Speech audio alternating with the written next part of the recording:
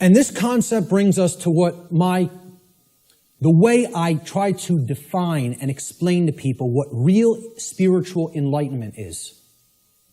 Because what the New Age community is telling you that an enlightened being looks like is equally as a big crock of bull of what people who don't understand the self-defense principle believe. Okay? Enlightenment is not what this New Age nonsense community is trying to tell people that it is. All right? It's not about not taking action and sitting under a tree and meditating until you're magically enlightened. Okay? Enlightenment means knowing what's going on around you. Enlightenment means knowing what's going on within you. Enlightenment means truly knowing the true objective difference between right and wrong and living that in your life on a daily basis. Enlightenment means not aggressing upon your fellow human beings, but not agreeing voluntarily to be aggressed upon by them either. Okay? There's two pillars, two dynamics that go hand in hand with real enlightenment. I call this the two pillars of enlightenment. Okay? So here they are. The first pillar is the sacred feminine principle. This has been called the non-aggression principle. All right? It is the simple law of don't engage in violence. Or, quite simply put, don't steal. Don't steal. We talked about that. That's what all spiritual law can be boiled down to. Don't steal from other people. Don't take what isn't yours. Don't take life that isn't yours. Don't take property that isn't yours. Don't take rights that aren't yours.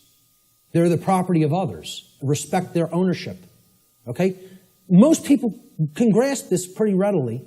Okay? And even in the New Age movement, they grasp this. In other words, don't immorally initiate non-rightful use of physical power to coerce, constrain, or compel the rightful physical behavior or free will choice of another sentient being.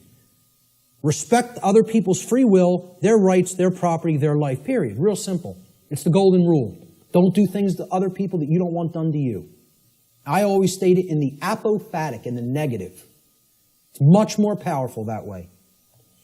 But there is a second principle, a second pillar or tenet of enlightenment, if you will. This is the sacred masculine principle. This is what religions of the world, whether they be government, organized religion of different regions of the world and cultures, the New Age movement, all right? This is what they are seeking to suppress, because religions are right-brain modalities. They're right-brain methods of mind control.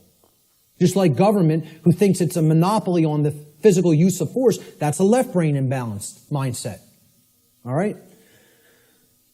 The second pillar of enlightenment is the sacred masculine principle, which is also known as the self-defense principle. Your body's your property. You have a right to defend it when it comes under attack by violence. This principle states, sentient beings have the inherent right to use force to defend themselves from violence conducted upon them by another. This is the part many people don't get. You know, that's why we're not rebelling against our slave keepers, our slave masters who are masters of other people in their own sick, distorted, psychopathic minds and are nothing but thugs and criminals that people magically believe have the moral authority to continue to do what they're doing just because they euphemize slavery and call it government now. That's the sacred masculine principle. There is no such thing as an enlightened being that doesn't fully grasp both of these principles. Anywhere. Never has been. There's no such thing as half measures. You got to get them fully, both, or you're not there. And that's the problem. We're not all the way there. If people were already there, they wouldn't be tolerating what we're putting up with. More aggression against people's rights is being conducted in this country than when the founders of this nation actually separated from England. And they would have been horrified. I tell people, look, not to get nasty, but I tell people, if the founders of this country could magically come back to life somehow and see what's going on in this country, they'd take a piss on people.